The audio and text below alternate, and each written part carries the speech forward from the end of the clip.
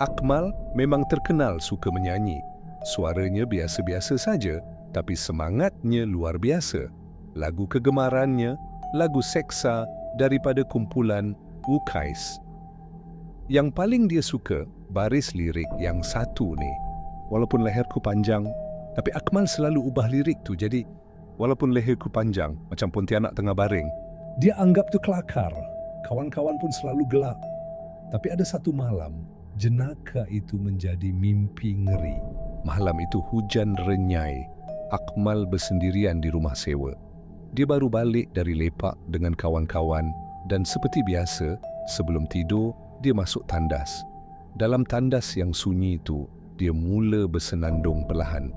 Walaupun leherku panjang, macam Pontianak tengah baring, tiba-tiba, crack! Bunyi paip berkeriuk. Lampu tandas berkelip-kelip. Akmal diam. Dia pandang cermin. Di belakangnya, kosong. Dia sambung menyanyi perlahan, cuba menenangkan diri. Walaupun leherku panjang, tok, tok, tok! Ada bunyi hentakan kaki, tapi bukan dari arah luar bilik air.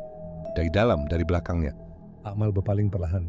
Seorang lelaki berdiri di sudut tandas, tinggi, kurus, dan lehernya panjang menjulur, meliuk-liuk seperti ular.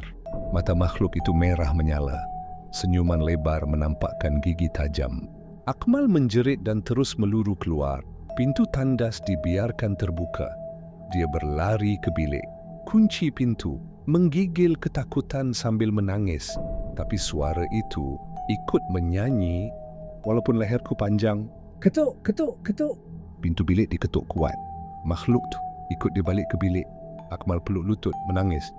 Jangan kacau aku tak nak nyanyi dah. Tiba-tiba, senyap. Bila Akmal buka mata, makhluk tu dah ada depan muka dia. Lehernya menjulur dari bawah pintu, meliuk masuk celah-celah almari. Mata merah itu menatapnya. Dan dunia Akmal gelap. Dia pengsan. Bila dia sedar, kawan-kawannya dah ada keliling. Mukanya pucat, bajunya basah dengan peluh sejuk. Kawan-kawan kata mereka jumpa dia terbaring dalam bilik air. Tapi Akmal bersumpah, dia dah lari ke bilik. Dan sejak malam tu, Akmal tak pernah nyanyi lagi. Lebih-lebih lagi baris lirik tu. Sebab dia tahu ada sesuatu yang mendengar. Dan ia masih ada.